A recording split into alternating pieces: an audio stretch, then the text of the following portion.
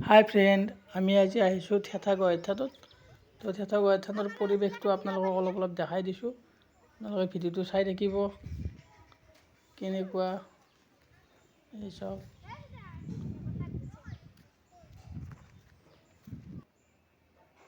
এইটো আমি এনেকৈ গেটেৰে সোমাই আহিলোঁ। তলত আছে গেটটো, এই ফিল্ড এইখন। তো যাত্ৰী আহি থাকে, ইয়াতে বহুতখিনি যাত্ৰী আহে। এতিয়া যাত্ৰীবিলাক গ'লে আৰু আমি অলপ হাত দেৰি হ'ল। এই প্ৰথমতে পায় এইটো শিৱ মন্দিৰ। এইটো শিৱ মন্দিৰ। ইয়াতে শিৱলিংগ আছে।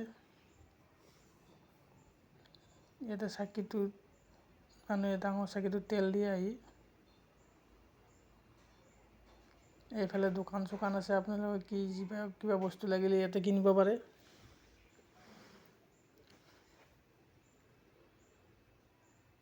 তাৰপিছত আহিলে এইটো মেইন মন্দিৰ। আচলতে এইটো মন্দিৰ নহয়, এইখন এখন থান।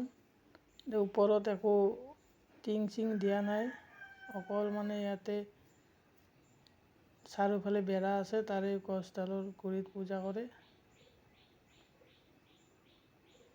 এই গছডালতে পূজা কৰা হয়। ইয়াতে সিন্দুৰ আছে, সিন্দুৰ দিয়ে শিল আছে।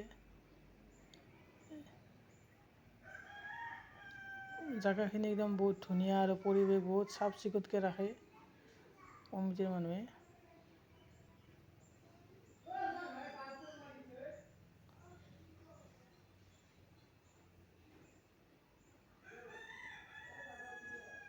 আমি আহিলোঁ, ইয়াতে চাকি বন্তি দিয়া হ'ল।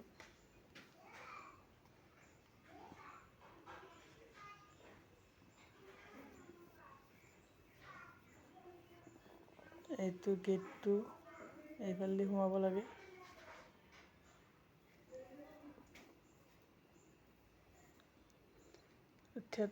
শ্ৰী শ্ৰী থেথা গোহাঁই থান।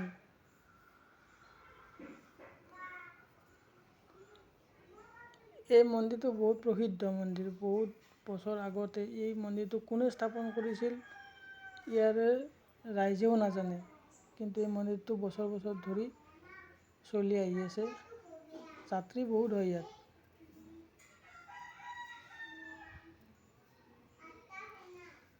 সৰু সৰু দোকানো আছে। এই চাইডে চাইডে এইবিলাক মানুহে জিৰণি লোৱাৰ কাৰণে ঘৰো বনাই আছে।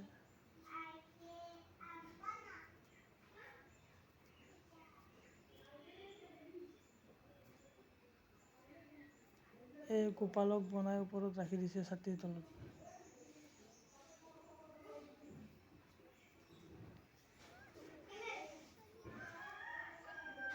এইটো আমাৰ জীয়া, পূৰা ফূৰ্তি পাইছে ইয়াতে আহি।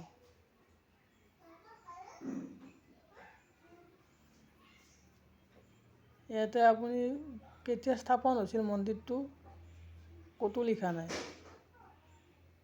আমাৰ ইয়াতে খানা বনাই আছোঁ, আমি খানা চানা খাই যাম ইয়াতে।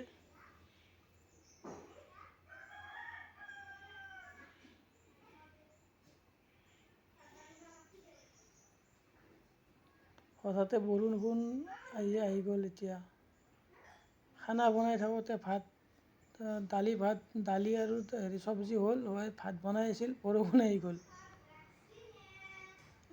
এই বৰষুণৰ ওপৰত টিং দি কিনে ভাত বনাই আছোঁ। ভাত হ'ল এতিয়া।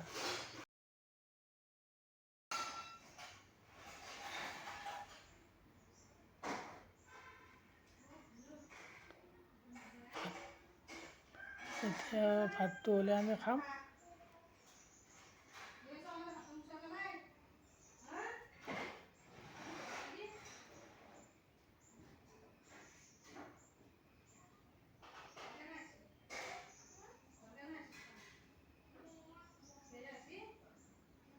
বৰষুণটো বহুত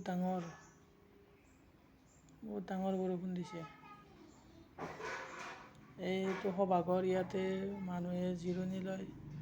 দূৰৰ পৰা যাত্ৰী আহিলে ইয়াতে খানা পিনা খায়। আমি ইয়াতে খানা খাম।